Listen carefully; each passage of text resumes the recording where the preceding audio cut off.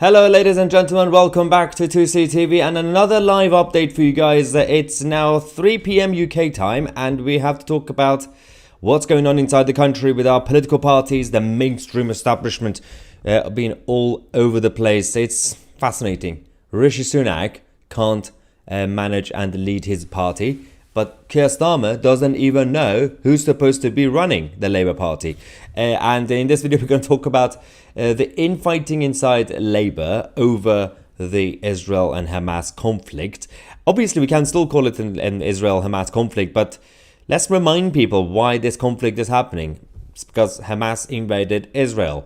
So let's talk about what's going on, because the Labour Party have always been divided on various fundamental issues. Sometimes they even have a fight over democracy, which is kind of fascinating, considering they're literally a political party in a democratic Britain. Technically, right? But this is about the fact that the Labour Party, in the name of identity politics, over the last few decades, they've set up so many different groups and networks and everything else. So you've got now it applies to both parties. Then they have groups for everything. You've got the Labour Women, you've got the Labour Friends of Palestine, the Labour Friends of this, Labour Friends with so many friendship groups.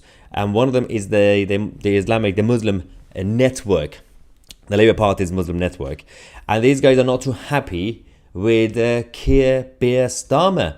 Why are they not happy, ladies and gentlemen? Because he's trying to be on the fence with Israel and Hamas, right? They said the suspension of the Labour whip to Andy McDonald, this was obviously yesterday, is both obscene and deeply offensive. The fundamental right to live in peace with liberty and self-determination is one which should be applied to all peoples. Really? Are we saying now, all people, everyone, that includes the Cornish, right? So people in Cornwall who want to have an independent Cornwall, should we just give it to them now? Just forget about the union, forget about the kingdom. The only conclusion that can be drawn is that those who have made this decision do not see Palestinian and Muslim life as deserving of this fundamental principle. No. The whole point of this is that we are saying, don't invade other countries illegally. Don't go and target innocent civilians. Don't take them as hostages. It's not really a big ask, is it? Apparently it is. With these guys, you have to beg them not to invade countries and not to take people as hostages. So, but it's funny. They cause the chaos first, and then they become the victims. And instead of us saying we have to be on the sides of the missing children who are currently in Gaza, no. You have to talk about the fact that how much the Hamas side are the victims. The real victims are the Hamas. Are you kidding me with this? Let's look at the statement that the Labour Muslim networks have released. As they said, the suspension of the Labour whip to Andy McDonald obviously is obscene and all that we mentioned. They said, we won't rest until we have justice, until all people, Israelis and Palestinians, and then look at this, between the river and the sea, can live in peaceful liberty. Remember that sentence, because I'm going to get back to it, because it sounds all right, it sounds good, but there's a huge but afterwards. Obviously, as they said in the tweet, the fundamental right to live in peace and with liberty and self-determination should apply to everybody. It is a principle on which our democracies are built. Say that to the dictatorship that is Hamas, by the way. The only conclusion can be drawn that obviously those who have made this decision don't see Palestinians and the others as deserving of fundamental principle. Now, they mentioned obviously the Islamic group in the Labour Party, because they don't want to get banned again. They don't want to get into trouble. So they had to say, oh, well, we want peace for both sides, Israelis and Palestinians. That is literally what Keir Starmer said. So objectively, I'm defending Keir Starmer here, and I don't want to do it. But because this statement from the Muslim group is so stupid that I have to defend Keir Starmer, even though Keir Starmer is only doing it because he wants to be on the fence. But he's saying, yeah, I want the Arabs and the Jews and Christians, everybody just live peacefully together. That's what he said. And that's why he said Israel has a right to defend itself and Hamas needs to release the hostages, blah, blah, blah, blah, all the usual. They just said the same thing, but we know they don't mean it, because they keep saying the fact that they subtly brought in between the river and the sea. I know the context is, oh well, yeah, we want both Israelis and Palestinians to live between the river and the sea. Really? Oh, you do now? Since when? 1948, the other side, the Palestinian side, rejected it. In the 60s, they rejected it. In the 70s, they rejected it. Oh, what did they do in the 80s? They rejected it. But in the 1990s, the Palestinian side, oh yes, rejected it. 2000s, rejected it. 2010s, rejected it. Every single time. It's the Arab side who caused chaos. But now apparently they want a two-state solution. But according to the Labour Muslim network. Because they are so in touch with what's going on in the Middle East. They are the experts. Absolutely the experts. Why do we even have these sort of groups in all these political parties? I don't understand. So, pandering to this side and that side, that's what usually was the situation is. Yesterday we had Keir Starmer getting targeted again on the streets because of his position on Israel, right? Because he wants to be prime minister, so he has to say, yeah, Israel has a right to defend itself, even if he doesn't believe it, right? You know, we don't know what he believes. That's the issue with Starmer. Today, well, he had to come out and make a video about, in case you don't know, today's a very special day, ladies and gentlemen. Today's the International Anti-Islamophobia thingy day. You have to be nice to a book, basically. Right, look at this. Keir Starmer said, right, this Islamophobia Awareness Month. Oh, it's a whole month. It's not even a day. Oh no, it's going to be a whole month. A whole Awareness Month comes at a deeply troubling time for Britain's Muslim communities. The recent surge in Islamophobia is devastating. What about the other side? But okay, we don't care about that. My Labour government will tackle religious discrimination. Oh, there we go. Okay, cool. A government for everyone. One that unites, not divides. Have you told your party that? Because even if Keir Starmer himself wants to lead as a unifying figure, I know I have to keep a straight face when I say that. Even if he wants to, does he know that the rest of his party do not want a unifying figure? They want chaos. They want destruction. They want to bring down everything that we stand for so that they could start from scratch and they could create their own Marxist utopia. Because this is the true face of the Labour Party, not this wishy-washy Harry Potter looking leader. This is not even the true version of Keir Starmer. We've seen the videos, speeches and literature from a younger Keir Starmer a few years back. The man who wants to completely bring down the British Constitution, the British system, monarchy and the way parliamentary democracy works. This man is against everything we stand for. Suddenly he has now become the face of United Britain. Okay, Keir, I believe you.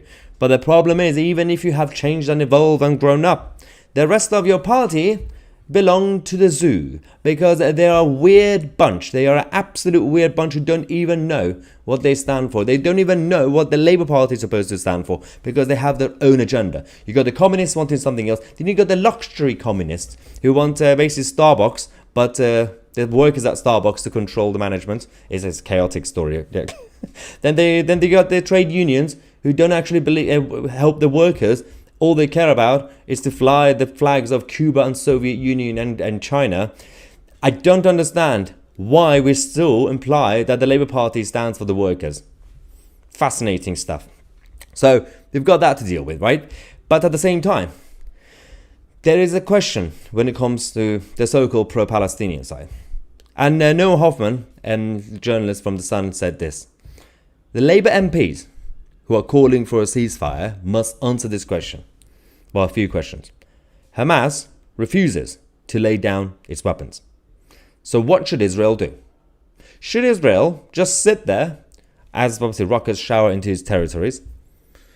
Is that what Labour would have the UK do, where the conflict was happening here, like France, if France was like coming here? I mean, good luck with that, but if they do it, food for thought. These are very, very basic questions, but these are fundamental questions that every single Labour MP must answer. We're not saying this to somehow randomly come out and promote blind faith Toryism and say, well, you have to vote Tory. No, have you seen the state of this Tory government? That is also not a solution right now under Rishi Sunak. But it's just a good reminder for people in the country to see, if you don't want to vote Conservative, which is fair enough, are you sure you want to vote Labour? Are you sure you want to give the constitutional power of this country to these guys? To Diane Abbott, to David Lammy, to Keir Starmer, and Angela Rayner. Let's not forget about her. In the words of Donald Trump, she's another beauty. But this is what we have. And we have to stand up to the nuttery behavior of the political establishment, because these people, it's not just about the fact that they are left-wing. It's not really just the left-wing issue. It's the fact that the establishment that claim to have expanded the franchise in terms of getting more ordinary people to get involved in politics, right? On the surface, it looks like that. You look at Angela Rayner, you're like, well, she's definitely a commoner. She has an accent, so she's not like a David Cameron type, but it doesn't matter. All you have to do, spend a couple of years in the Westminster bubble and among the actual political animals, and then you will be one of them. And you will be so out of touch that you will completely forget who you were and where you came from and how ordinary people feel. This is the issue. They become out of touch because of pseudo-intellectuality. It's not even out of touch because they have some sort of superiority. They don't really have any expertise, the political establishment, even if they are technically from the common people side. That's the true side. Speaking of common people, and speaking of heroes of of the world, let's talk about Mr. Fafo. Do you remember Mr. Fafo? Mr. F around and find out in Gaza? He's a crisis actor for Hamas. We have the latest update, ladies and gentlemen. So we've been talking about him for the past few days, couple of weeks. This is the guy who, on the day of the invasion, 7th of October, he was celebrating. He was doing a selfie video. The rockets were going like, yeah, go on, destroy Israel. The next day, when Israel did a counterattack, he was crying like, oh no, my home. And then throughout the whole journey, Mr. Fafo has given us a lot of entertainment. We've seen Mr. Fafo, he lost his life twice, once in a hospital, once on the road. Then he came back to life. Then he had a baby. Then the baby went away.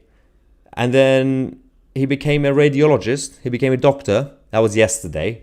Today, the latest update from Mr. Fafo is he is now officially a journalist. Oh, yes.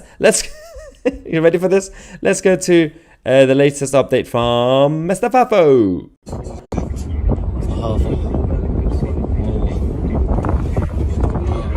اقسم بالله شيء مش طبيعي عن جد. شي 4-5 دور نزلوها يفضح تاريخهم.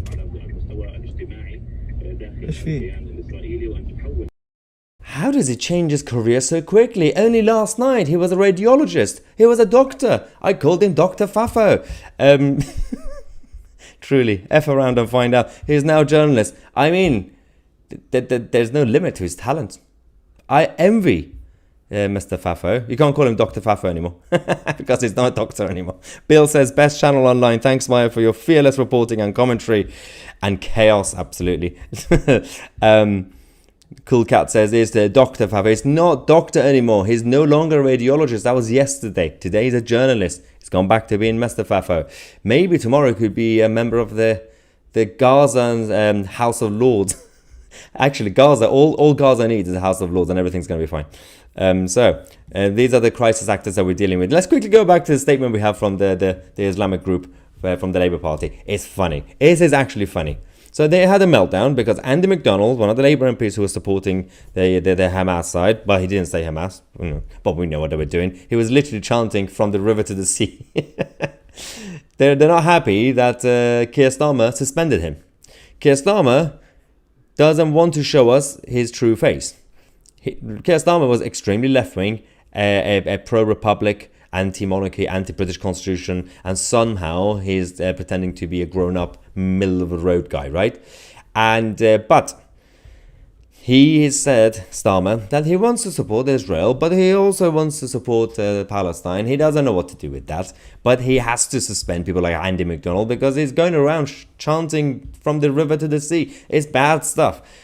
The Labour Muslim Network had a meltdown saying, well, this is the end of the world as we know it. Andy McDonald, that 99% of the country don't even know who he is. His suspension is destroying democracy, apparently. Somehow this side, who've been supporting Hamas, I don't understand why they suddenly support democracy, but okay. And then they are claiming that they actually are promoting peace between both Palestinians and Israel. That is interesting stuff. This is a revelation. I wonder if anybody else could have come up with an idea to promote peace between the two sides. Maybe an idea. We could call it a two-state solution. I wonder if anybody could have had that idea before. But these guys are doing that. But they're at the same time attacking Keir Starmer. But Keir Starmer is also saying the exact same thing. This is the true side of Labour, because these people don't really want the actual two-state solution. These people are crazy stuff. Steve Turner, who I'm guessing doesn't like the monarchy, says it's not anti-British to be Republican. No, as I clarified earlier, I said it's anti-British constitution. It's against our constitution, our parliamentary democracy. If you want to make the head of state of this country a corrupt elected political figure, we can do it. And then we could have more corruption, we could have more chaos, we could have more lies. Doesn't mean you have to love the royal family. I don't care. I'm not a royalist, I'm a monarchist. There's a huge difference. It's not about the king, it's not about the queen, it's about the crown. The crown must win. Crown must always win, as opposed to having an elected politician who wins based on lies, and then that means you have to give him even more powers than Charles, and then you're going to have chaos to deal with. If you're going to create a new system where you essentially have a head of state, sort of like Germany, that is elected but doesn't have any power, then fine. And people will be supporting it. Mostly because they just don't, people here in the West, they're obsessed with the idea of democracy without understanding what democracy is. They just don't like that Charles is rich and born into it and was not elected. That's the only, it's envy, it's politics of envy. He doesn't have power. I mean, the problem I have with Charles is that he's still talking a lot. That you just need to shut him up as king. Just stop talking. That's all. And actually, people around him are trying their best. Otherwise, the concept of king or queen itself, they don't have power. So, if you want to just simply just change we elect the person who doesn't have power, then what's the point? Oh, is it just because you just don't like the fact that there's a family that's born into it and they're not elected? If you were to advocate that we should elect the head of state as a politician to give them power, which I'm very much against because that means more corruption and more lies, then at least I know where I stand. At least I will respect you guys. Be like, okay, you just don't like the head of state not to have power. You want to give him more power. You want to turn him into Joe Biden. That's the issue with America falling apart. Because America, the federal government is becoming too powerful. The president should not have this much power that we currently see in America. The president was supposed to always be an elected king, basically, in America. It was supposed to be 4 years or 8 years, you have a king, and he's just in charge of foreign policy, and you just go away. And not to just change the tax system and this and that. So we have to clarify what we mean. But it is absolutely anti-British constitution to be a Republican. There is no such thing as a conservative Republican. Yeah, there are some conservative-minded who just don't like monarchy because they're anti-royalist. That's fine. But conservatism in the Western world, in the Western civilization, Judeo-Christian based countries, social conservatism and small c conservatism goes hand in hand with the constitutions that created these countries. You can make reforms, you can make politics better, you can make the House of Commons more democratic, absolutely. But if you change the constitution, then we can say, okay, good. You are now, by definition, a liberal. You've changed the system. So those who hate the liberals but they want to change the constitution, right, you do realize you are basically acting like a liberal. Liberal change, going forward, being more progressive. But this is the funny thing is, again, there are more enemies of the constitution and social conservatism and Judeo-Christian values in the West. You got the commies, you got the liberals, you got the new version of right-wing anti-establishment who are as bad as the left-wing, the trade unionists and the commies. So you have to find a way to bring back unity, bring back accountability and people power. You need to reduce the size of the government, reduce the power of government, stop giving more power and control to our politicians, whether it's the head of government or head of state or a member of parliament. I don't care. It doesn't work. Stop giving them more power. And the more you vote, you give more voting powers to people to elect them, the more you're actually giving more power to the corrupt politicians, because they would pretend, hey, we got the consent of the people. They want us, so I can do whatever I want. That's 1997 Tony Blair. He got a majority and he thought, I can just do whatever I want, even if it wasn't in my manifesto. How are you going to get back to it? Steve says, I'm not envious of Charles. He can go off and be king. Good enough. I think we should be able to elect a president like Portugal. Well, again, as I said, if you're doing more like Germany or these sort of countries, it's fine. As long as they don't really have any power. I don't want a head of government and a head of a state, both of them to have power. It's just too much control we're giving to politicians. But yeah, fair enough. I can compromise as long as you don't really have a political head of state. Indigenous person of Europe, thank you so much for your super chat, saying the government and the police need to be scared of the citizens. Fear of the citizens is the only thing that can keep them in check. Absolutely. When politicians are scared of the people, it's democracy. When people are scared of politicians, it's tyranny. And the more we give the illusion of democracy to people, the more you are actually bypassing the democratic will and you're giving more power to the politicians. And this is the whole issue with giving voting powers, voting rights to 15, 16-year-olds, 17-year-olds, foreigners. That's the idea the Labour Party has. They would say, hey, we've expanded democracy. More people actually have a right. Do they actually have a say? Do we actually have a direct say? And also, do we want direct say? When we get frustrated, we do. When policies don't work out, we say, yeah, I wish we had more power. I wish I could just destroy Sadiq Khan's position as mayor of London. But what are you going to do afterwards? You know, it's like when someone gets frustrated and say, I want to be a dictator. I want to be a dictator and I want to be the dictator. Yeah, okay. But what if the good dictator goes? What's going to happen then? How are you going to control the next bad dictator? This is the whole issue. It's the same with the referendums. The people who are obsessed with referendums. We should have a referendum on this and referendum on that. What if you lose that referendum? You've been winning a couple of them, hypothetically. What if you start losing them? What are you going to do then? You can't really fight back. You can't really do a protest because you've lost the parliamentary procedure. You've lost the actual referendum. Then you're in trouble. So you have to be careful. The illusion of giving more democratic rights to people is actually an illusion because you're actually bypassing people and you're giving power to governments and politicians. The only solution is I don't care how much voting power you give to the people, you need to have constitutionally reducing the power that can be transferred to the government and politicians. You need a proper constitution, you need to codify this constitution, because clearly the uncodified, the constitution that we currently have is not applying what it was supposed to be applied to the 21st century. But we're talking about this guy. We're talking about the fact that Keir Starmer is getting attacked. And one main problem is he's come out again today, obviously, to talk about how it's the Islamophobia Awareness Month, right? It's a whole month. A whole month you need to be aware that you can't be mean towards a book. And this issue that we currently have is that he is now pandering to the side that he's been basically alienating over the last few days, a couple of weeks. But can he actually do it? Can he keep the Jews happy and the Muslims and the Christians and the atheists? The moment you go towards identity politics, the more responsibility you have. So if you just become a normal politician and just go and say, I'm just going to have policies for everybody, then that's fine. But the moment as a politician you go out and say, I'm going to have this policy for this group, I'm going to have this policy for other group, then at one point there's going to be a policy that you need to pick a side because one side will hate it if you pick it. And so this is what's happening with the Labour Party. Natalia reminds us, democracy. Look at France. Yes, if you want to see how republic works in action, look at the state of France. Paul says, Parliament guilty of treason. The King's government? Curious. Where is the defender of our faith?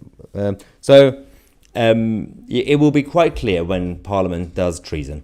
Parliament and MPs, which I am also quite skeptical about right now, they do things we don't like. But just because they do things we don't like doesn't mean they've caused treason. They committed treason. That's one thing. Including what they were doing after the referendum. That zombie parliament, bunch of Ramona MPs who tried to stop the will of the people, that's still not treason. Because technically speaking, the referendum was advisory. And I'm saying as a Brexiteer. And they were idiots and they should have been wiped out. And we did wipe them out. But now we have a different problem with this new series of MPs. And we have to remind people, where they be like, it's not about Charles, but it is the King's government. It's not my government. It's not your government. It's not our government. It's the Crown's government. And the Crown appoints the Prime Minister. The moment people forgot that reality of how our Constitution works, and I kind of, to an extent, blame Churchill for that. And people like Churchill and many others, they were the people who turned it into a more presidential role. It wasn't even people like Thatcher. It was way before. And actually, you could also, to an extent, blame Disraeli and Gladstone. But definitely, since the days of Churchill, things have changed. And people don't realize that you don't elect prime ministers. You shouldn't elect prime ministers. And you have to focus on the political parties that you vote for. And because we went presidential, everybody votes blue and red. Blue and red. It's boring. Every single election, same result. It's between the two parties. And that's why you don't really have any change. Teddy says, the Labour Party will become the new Islamic Party. Well, this new Party of Islam that registered, they apparently failed. They're not allowed to actually stand. So technically speaking, yeah, Teddy's right. Stuart reminds us, Parliament listens to Parliament listens to the King, not the people. That the executive in Parliament listens to the King, or answers to the King. But the parliamentarians have to answer to the people. Since Charles II, that's been the case. There we go, we have an issue here. Nelson says, wait till everybody finds out the monarchy, especially King, is a big WEF believer. The King is doing this. Everybody knows that King Charles was a supporter of the World Economic Forum as a think tank and a lobby group. It's not really a big secret, and it's not really it's a problematic issue that there's not enough scrutiny around the World Economic Forum. But it's not an illegal thing to have. That's the issue. You need to find a way, we all need to find a way to start fighting back against these globalist entities without sounding like crazy people saying, oh, that person is WEF or that person. They're all WEF. The World Economic Forum is the consensus. Because the political establishment in all these countries, by nature, they're all globalists because they believe that the world is globalized, so we have to be globalists. They're wrong, but that's what they believe in. So you have to point out which politician is not a supporter of globalism as a concept. Also, globalism is not an insult. Globalist is not an insult, and we tend to use it as an insult, which is really funny. It's a legitimate political philosophy, which I'm against. It's legitimate. It's the Star Trek fantasy world that they want to believe in. But we have to oppose it in a logical way. We have to actually completely crush it. You cannot just be a protester just outside, even metaphorically. Because right now, this side, let's just call it our side, the anti-WF side. We just seem like that idiot protester on his own, standing in a corner, blah, blah, blah. It's not going to achieve anything. Whether you're doing it on the keyboard or actually outside Parliament, like Steve Bray, like a nutter, or you actually go outside Davos, doesn't achieve anything. By moaning about it, we won't achieve anything. We have to have a plan. You have to have a movement, a party to actually promote basic patriotism and nationalism. We need to push back against it by exposing the idiotic policy ideas they come up with, rather than say, oh, that person had a secretive meeting and there was a suitcase of cash. Well, I don't care. Of course they're corrupt. Of course corruption happens. It's not really new. It's been going on for centuries. We need to find a radical way to become united and provide an alternative solution. I missed a couple of super chats. Let's quickly go here. Thanks for your email reply, Maya. I'll be in touch later. Keep up the great work. I love your channel. Thank you very much for the support. Ali Reza says, watching from Canada. Great job. Love your channel. Thank you so much, Ali Reza. And that's the one I think I've seen already. Yes, thank you very much. Good. Okay, now I'm caught up with the super chats. Let's quickly go and remind you guys, if you just joined us late, What's this chaotic story we're talking about? Because it is getting frustrating now, what we're dealing with. The Labour Party can't handle basic discipline for their own party. Do we really expect these people to be able to run our country and our government? And the fact that Keir Starmer can't really control them. You know, he's claiming that he's been doing cleansing. He's got rid of all the Corbynistas and the communists and all that, anti-Semites. But has he actually done it? Considering they're still suspending people and some of them are resigning voluntarily. One of the main fears I have, actually, Angela is saying it here, is Maya, I hope nothing kicks off on Remembrance Day. I'm really afraid of what's going to happen on that day, Remembrance Sunday, because obviously the Senatov has been a target over the last few weeks. From the anti-British Islamist side, and I'm slightly concerned about security then. But let's also not forget, 4 days from now we have the 5th of November. Remember 5th of November. Every year we have a small group of spoiled middle-class idiots, lefties, in the name of anarchy. They put on their anonymous masks, they go outside Parliament, protest. They're basically Antifa. And every year we ignore them because it's just funny, but nobody cares about them because the next day they have to go to work in the Apple store. But this year it might be quite problematic with all the stuff that's been going on. True disruptive anarchy is already happening across the city in London and other places. We've had issues in Birmingham and Manchester where lawlessness is happening on a daily basis. Lawlessness is happening by a bunch of people who claim to be on the virtuous side. Oh, we care about ordinary civilians in Gaza. They don't even know where Gaza is on the map. And these people are going out there, attacking our country and our cities, causing chaos. And I'm worried not just about the Remembrance Sunday, what could happen then, but also 5th of November. Are the police ready to protect the capital, for example? Disgusting stuff. Alan says, question, would you vote for Nigel Farage? Well, Nigel's a good friend of mine. And I have to always clarify, I do not follow political figures. I don't support individuals. I know I have in the past when I was younger and naive. Having political heroes doesn't help. Follow values and ideas.